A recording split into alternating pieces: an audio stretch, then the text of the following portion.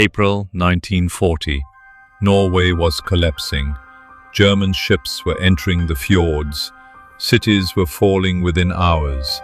Confusion spread across the country. But in the middle of the chaos, one voice suddenly appeared on the radio, calm, certain, waiting. A Norwegian voice, not a German general, not an invading army, a man from inside Norway itself. His name was Vidkun Quisling, and before the war was over, his name would become one of the most hated words in Europe. Because sometimes, countries do not fall only from outside. Sometimes, someone inside is already opening the door.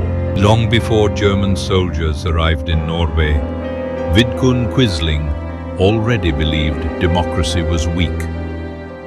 Europe in the 1930s was unstable. Economies were collapsing. Political violence was growing.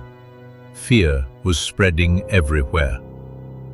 Across the continent, many people began losing faith in democratic systems. Some turned toward communism. Others turned toward something else. Authoritarianism, strong leaders, nationalism, absolute control. Quisling admired this new direction.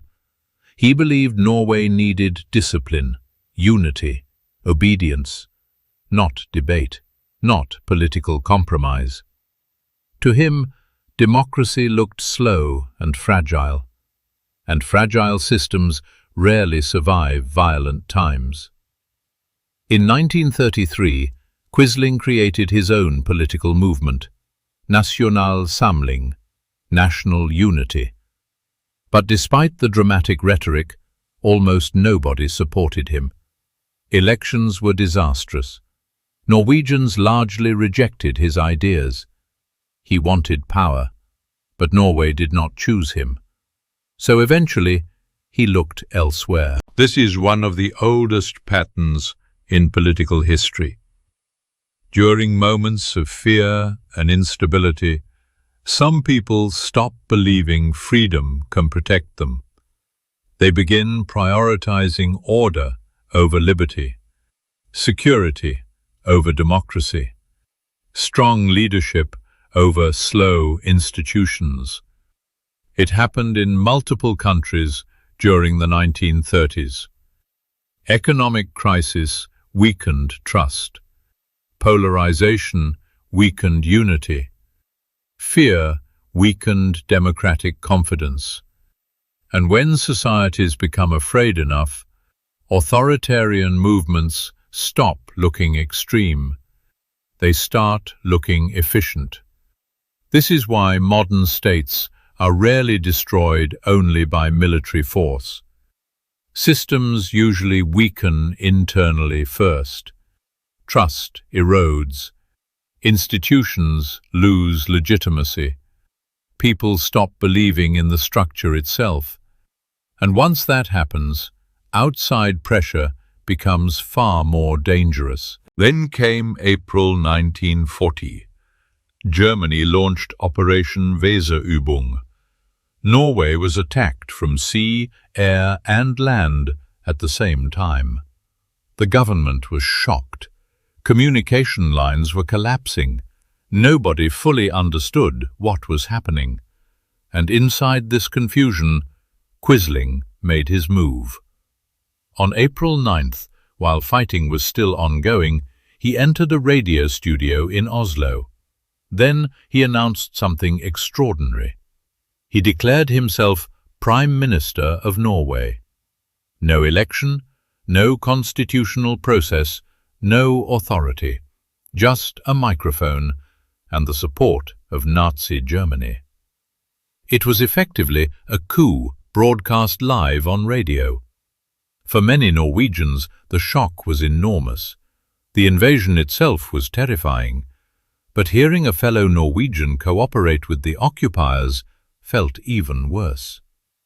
Because occupation changes psychologically when betrayal comes from inside. Suddenly the enemy is no longer only foreign.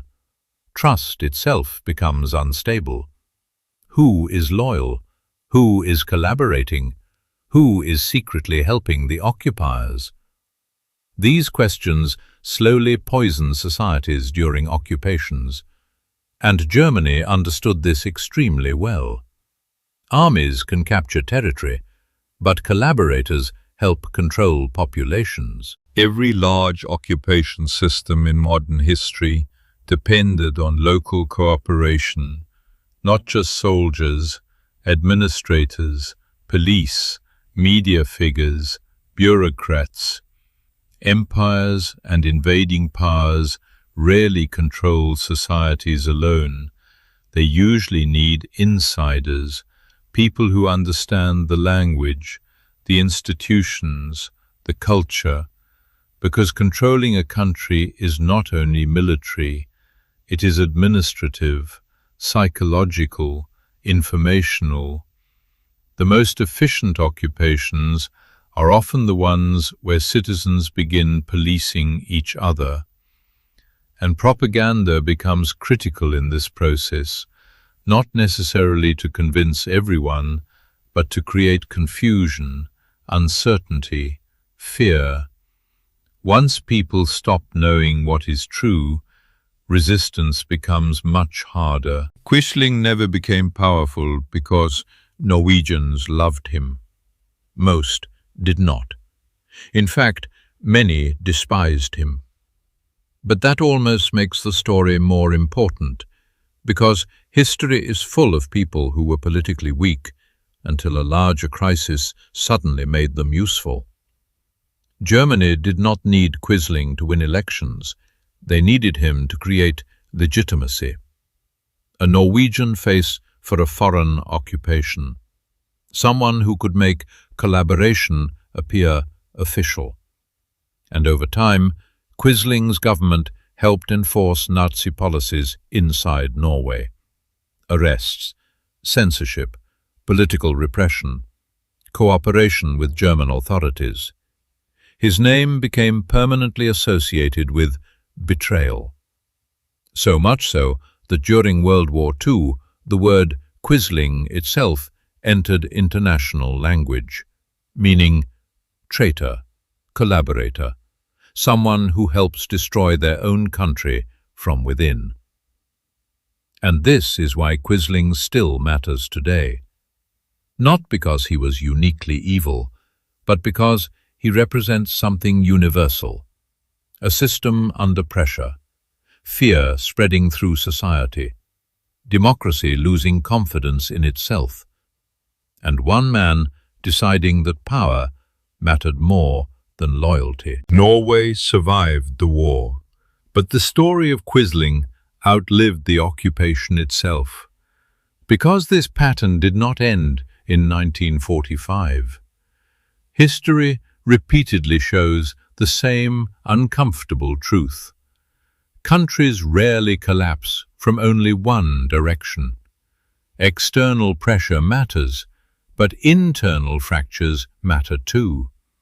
Distrust, polarization, propaganda, opportunism, the slow erosion of shared reality.